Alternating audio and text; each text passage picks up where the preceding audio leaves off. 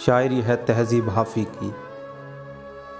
मुझे यह डर था कि तुम भी कहीं वही तो नहीं जो जिस्म पर ही तमन्ना के दाग छोड़ते हैं।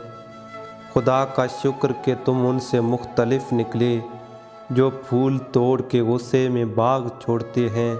ज़्यादा वक्त ना गुज़रा था इस ताल्लुक़ को कि उसके बाद वो लम्हा करीं करीं आया। छुआ था तुमने मुझे और मुझे मोहब्बत पर यकीन आया था लेकिन कभी नहीं आया। फिर उसके बाद मेरा नशाए सुकूत गया।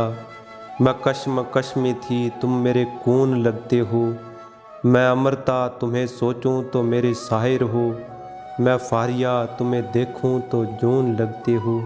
मुझे यह डर था कि तुम भी कहीं वही तो नहीं जो जिस्म पर ही तमन्ना के दाग छोड़ते हैं।